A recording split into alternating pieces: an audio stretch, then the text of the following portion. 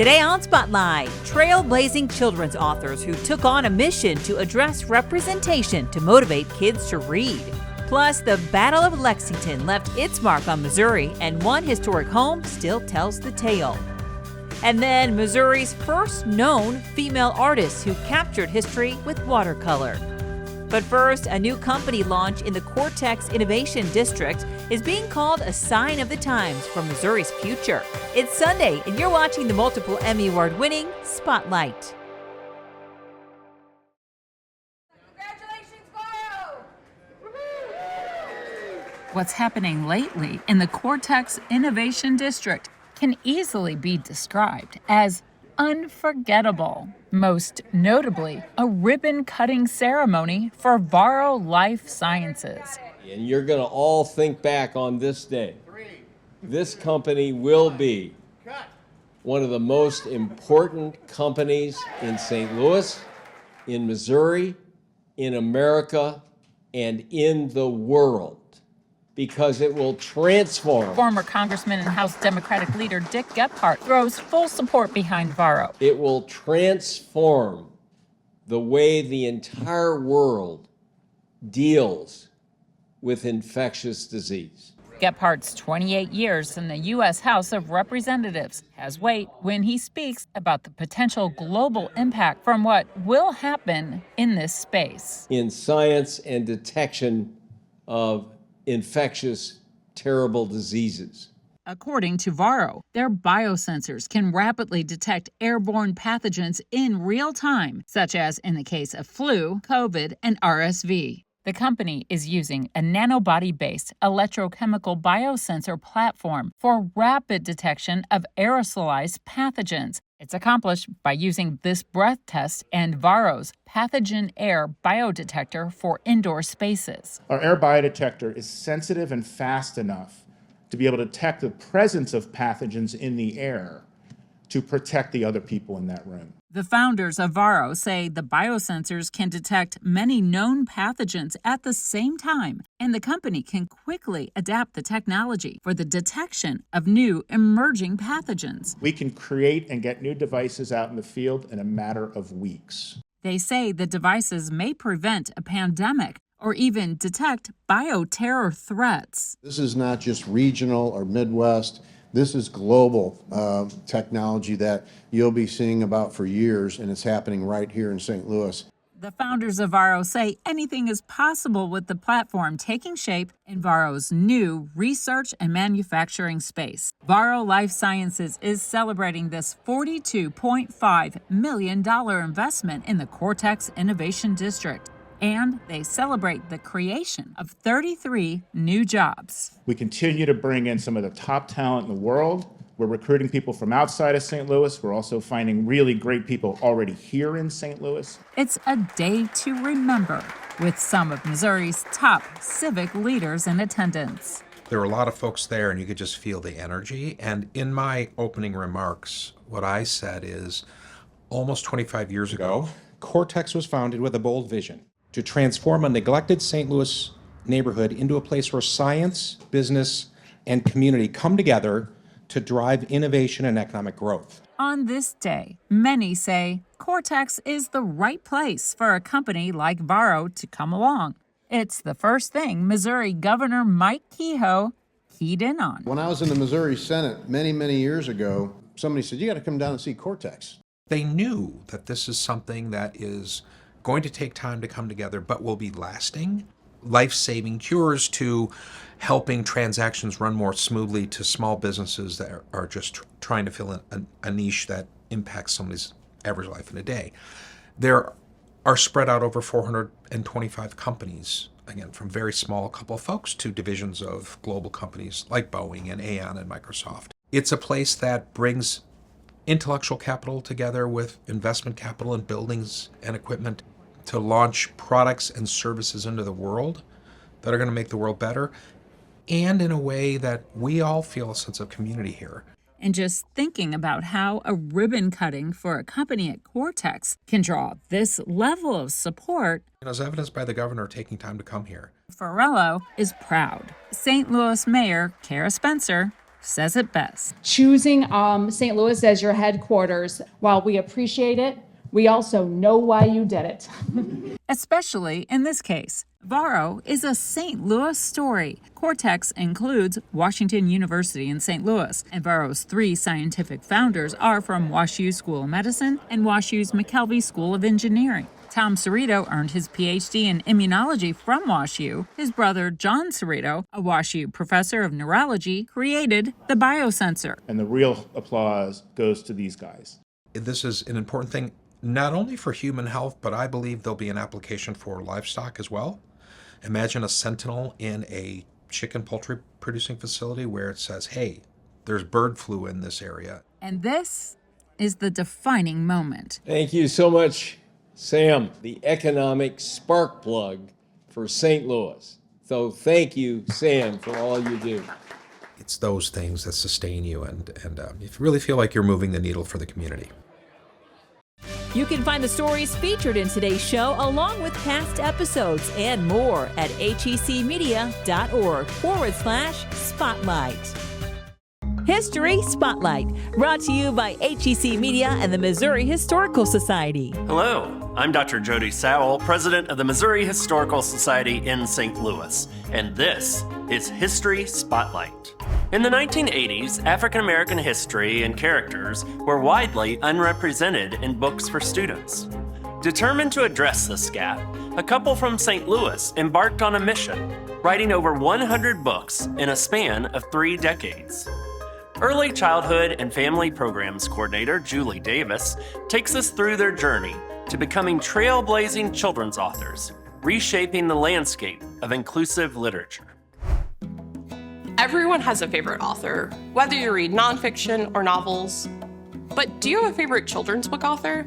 I've got someone that you should add to your list, Patricia McKissack. Patricia McKissack was born on August 9th, 1944 in Smyrna, Tennessee. As a child, she lived in St. Louis and Kirkwood, Missouri, as well as a few Tennessee cities, including Nashville. Growing up in the Civil Rights era led to Patricia being the only Black student in her 6th grade class at Robinson Elementary in Kirkwood. In 1964, she graduated from Tennessee State University in Nashville. While in college, she reconnected with her childhood friend, Frederick McKissack, who, as you can probably guess by his name, later became Patricia's husband and writing partner. As a child, Patricia knew she wanted to be a writer, but she was told to pick a career that was easier for a Black woman to get at that time. Be a teacher, they said.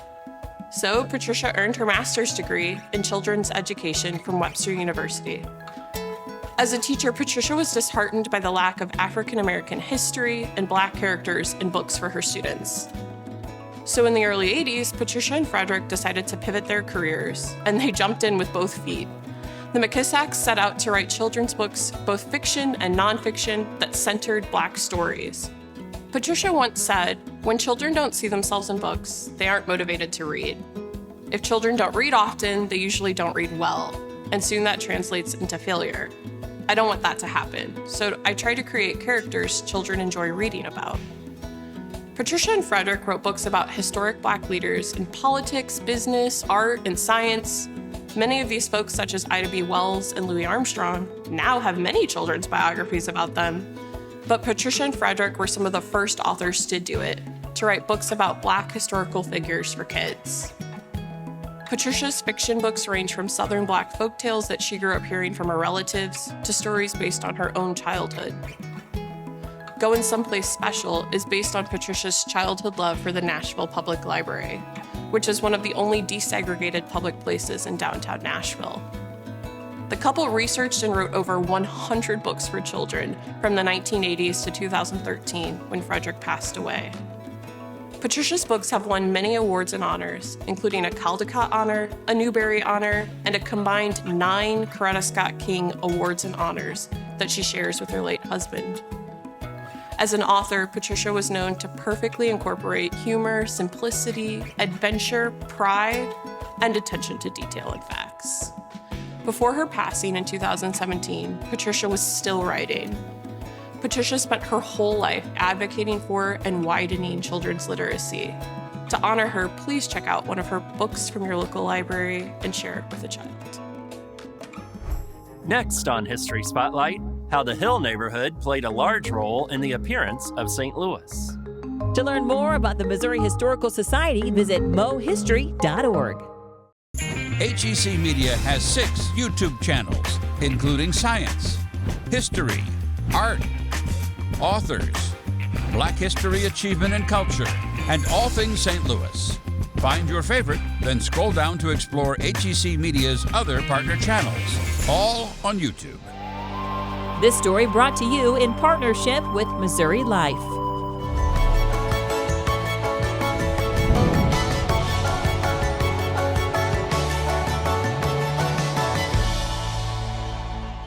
Our first stop is at the historic site of the Battle of Lexington. The Anderson House stands as a silent witness to the fierce fighting that took place here in September of 1861. Once a family home, it was transformed into a battlefield hospital during the conflict. Today, it serves as a powerful reminder of the town's pivotal role in Missouri Civil War history. We're actually sitting here on the historical dates that the battle occurred. Walk me through what those days were like. So the official dates of the battle are September 18th, 19th, and 20th, 1861. You have to remember the Civil War started in April of 61. And there wasn't a whole lot of battles taking place yet at that time frame, but a lot of battles were taking place here in Missouri at that time. Actually, 60% of all the battles during the Civil War in 1861 were fought in Missouri. And Wilson's Creek being the biggest one at the time. And then after Wilson's Creek, they came here to Lexington. And so we were the second largest one that took place here in Missouri. But this was a pretty massive battle as far as the amount of space it took up. Yeah, it actually started at the very south end of town. So they came all the way through town, battling back and forth until they got to the entrenchment lines of the Union forces that were here in the location that we are today. And entrenchments, when I mean entrenchments, they're between 6 and 12 feet in height, where people would actually hide behind. And the Union troops are the ones who did all that. And they only had 2,800 troops. So number-wise, kind of small. When General Price, when the State Guard came up here, his numbers grew and grew and grew as he came because people supported his cause. And eventually, anywhere between 16,000 and 20,000 people he had. But they weren't trained. They weren't militia. They were just farmers from the fields, maybe bringing a squirrel gun or a pitchfork, anything to help out with the effort. So while all the numbers are great, they still weren't a trained unit behind an entrenchment, which would also had the elevation. So it takes, at that time in the Civil War, about 3 times the attackers to topple a defender if they're well defended in an area. Because the Union, we are sitting in the Anderson House, one of the very unique pieces is if you come and look at this property, all the damage from artillery and weaponry that still exist on this property. This was used as a field hospital during the Civil War, and not just for the battle, throughout the entire Civil War. And the battle damage that you see here, almost all the battle damage on the building is actually done by the Union. As this was a hospital, and it was flagged as a hospital, the State Guard came in and they took it over, because if you go into the attic and you break open into the roof, you can actually fire down upon the Union troops inside their encasement. And so it was an unfair advantage. So Colonel Mulligan, who was in charge of the Union troops, was upset that they utilized the hospital that way. That was against the Articles of War. You don't, it's a hospital. And so, like a good colonel he was, he attacked back and took over the hospital again, held it for about 2 hours, sent all his troops back, and then the State Guard just kind of walked back in again and took it over and utilized it for the rest of the battle. What is the unique when people come to visit this site? What are the questions that they have, or the things, the stories that they've heard? What are they looking for when they come to visit here? They want to see a battle between the North and the South. They want to see the battle between the Union and the Confederacy. I have to break their hearts, because the Confederacy didn't fight here. This was against the Union and the Missouri State Guard, which was actually formed to keep both the Union and the Confederacy out of the state of Missouri. We were supposed to be this neutral state, according to Claiborne Fox Jackson, the governor at the time. However, he was very Southern leaning, and he did want to join the Confederacy. Missouri voted to stay within the Union. And 2 months after this battle took place, the Missouri State Guard did fold into the Confederacy. Has Lexington spent the time to track how that battle moved over the 3 days? Because this was kind of the culmination at the end where the state park is located, correct? Yeah, and I think for the most part, with the exception of one, you're not going to find anything in town. A town's developed. You know, new homes been placed and everything like that. Okay. People went on. But if you go to our courthouse, and our courthouse is a pretty neat one because it's the second oldest courthouse still in operational use in the U.S. and the oldest one west of the Mississippi River. And inside, and if you go to the outside of it and look up, you'll find a cannonball in the pillar that actually came from this site. Up on the battlefield, you'll see a replica cannon pointing into the woods. Now you have to picture no trees. There was hardly any trees in the area. This is, you know, Missouri was mostly prairie at that point, so you almost all prairie land, and you can see from all over. And while it looks like is pointing, why would you point towards trees? He was actually pointing towards another battery on the State Guard side who were firing back and forth at each other, which was Bledsoe's battery. Captain Bledsoe loaded his cannon up, fired, but they put too much powder in it. And surprisingly enough, these cannonballs can go 1.5 miles. They can go far, and he didn't have the elevation right. Something went wrong, but he fired over the head of the entire battlefield, even where we are right now, past the Anderson House, all the way to town, and it hit that pillar. And that was a State Guard who did that, because it's a 12-pound cannonball, and there was only one 12-pound cannon during the battle, and that was his. Ironically enough, catty corner from the courthouse is where General Price's headquarters was, and he thought he was getting fired upon from the Union, and come to find out it was actually his own guy. But they never knew that. Throughout the entire battle, they always thought it was a Union guy who shot that, until they actually decided to measure the cannonball and figure out, oh, no, that's where it's 12-pound cannon. Chris, I appreciate your time walking us through all the knowledge that you have here. I can see how excited and awesome this place is to you, so we appreciate your time and showing it to us today. I really appreciate you coming out. Remember, you're always welcome in Missouri State Parks. To learn more or see more stories like this, head to MissouriLife.com. You might not know her name, but if you visited the Missouri History Museum, you've probably seen her work. When I first took the position at the Missouri Historical Society, Anna Maria's was one of the first names that I really became familiar with, because we used selections from her artwork so often in our other exhibitions to illustrate articles, because it truly gives a one-of-a-kind look at early St. Louis. But what I came to realize is that although I knew her work, I didn't know her. In her book, More Than Ordinary, early St. Louis artist Anna Maria von Pfuhl, senior curator Hattie Felton changes that for all of us by delving into the life, times, and catalog of Missouri's first known female artist. Felton says that when von Pfuhl began visiting and then moved to the Missouri Territory in the early 1800s, St. Louis was a city on the verge, a confluence of diverse peoples and cultures.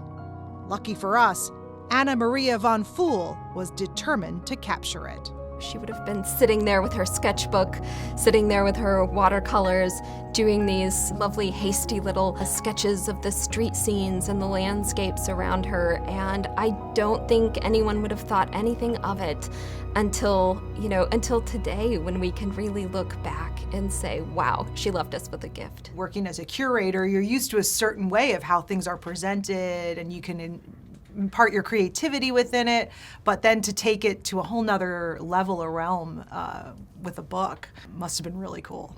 Absolutely. We have an incredible collection at the Missouri Historical Society. It is almost 170,000 artifacts strong. And what that means is that for a lot of our collection, especially our art collection, many pieces are not seen. They don't always get the chance to go on exhibit. And even when they do, for a collection like hers, there's more than 130 pieces in the collection. There is no way we could include each one of them. Who was Anna Maria? Anna Maria was a woman who used art to connect with the world around her. As a young woman growing up at the end of the 1700s, early 1800s, she did not have access to the same type of opportunities that was available to other artists, especially to male artists. And that did not stop her. She really left a well-documented legacy of decades of artistic productivity. And I think that's because whether she could make it as a professional artist or not, it was who she was. She was an artist, and she was someone who really connected with others through that artistic expression. To find out why her obituary stood out, watch the full interview at hecmedia.org. For more St. Louis stories, subscribe to the HEC YouTube channel. Spotlight STL from HEC Media.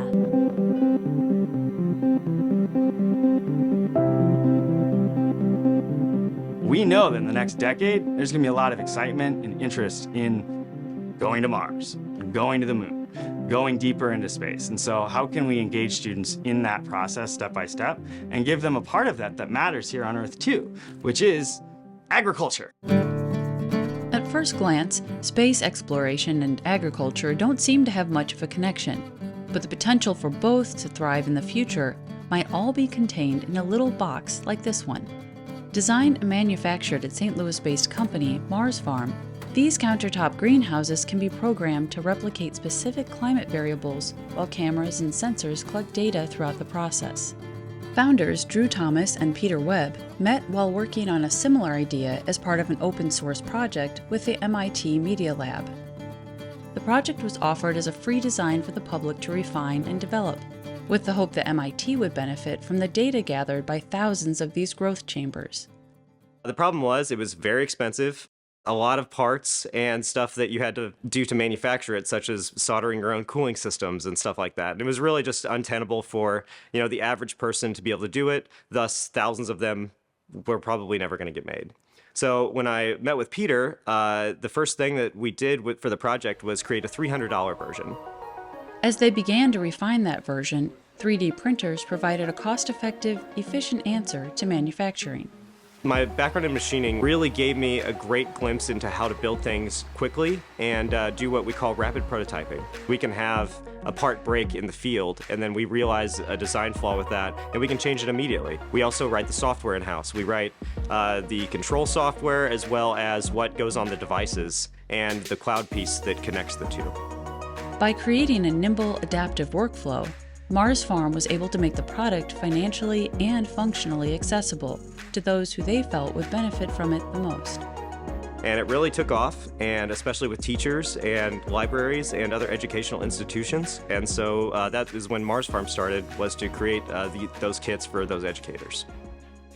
It's been a really exciting and engaging process because at our core, we're an ed tech company. We're not ag tech. We know that right now, by focusing on career and technical agriculture educators, there's over 10,000 districts in the United States with those kinds of programs. The FFA is the largest student organization in the United States. It's bigger than Boy Scouts, right? So that's a lot of impact. Although FFA originally stood for Future Farmers of America, it has broadened its scope to become more inclusive, encouraging members to use agricultural education as a springboard into a wide variety of careers.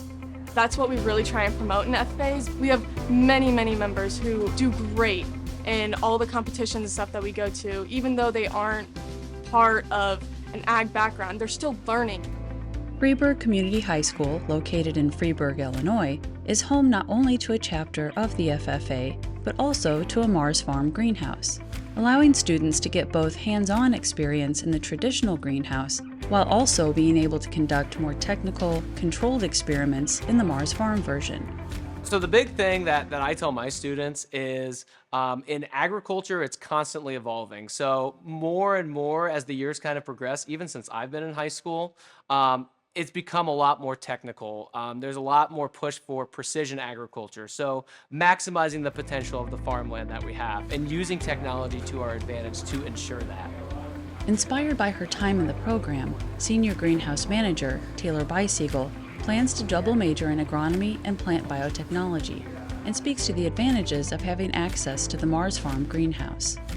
I think it's amazing because the whole idea behind it is to grow these plants in foreign environments. And I think as the Earth evolves, like climate and stuff, we're going to have to figure that out here and wherever else we may end up in however many years from now. And the technology behind it is just incredible, mind-blowing to me, that it can track all this stuff that we're doing manually and do it in a fraction of the time and probably more accurate. Agriculture is one of the highest tech careers in the world. Definitely the first people to utilize self-driving vehicles, but some of the first people to utilize drones.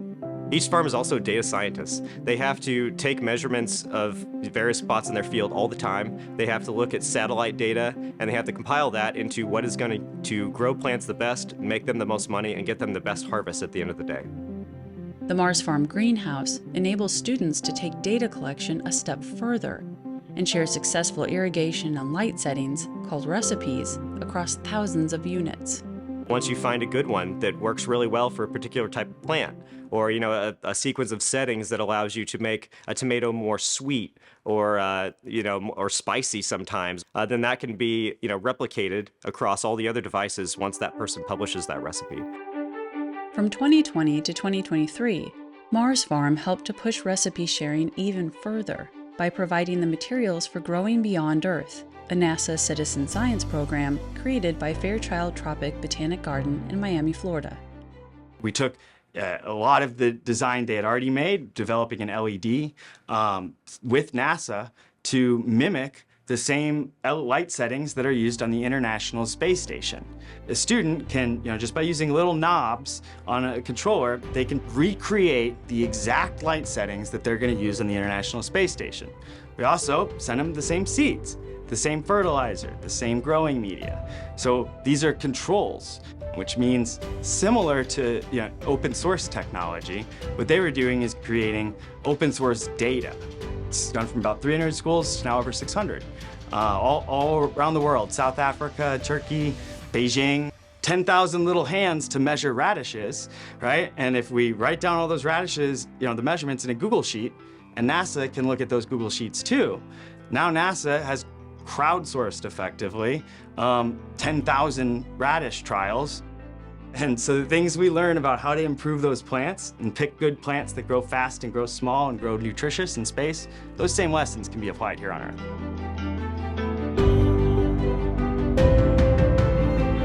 Next week, a book takes you on a tour of over 24 cities and the innovations that shaped them. Plus, red brick is St. Louis's signature, and the hill is where it all started. Thanks for watching Spotlight. Join us next Sunday at 9:30 a.m. on KPLR 11.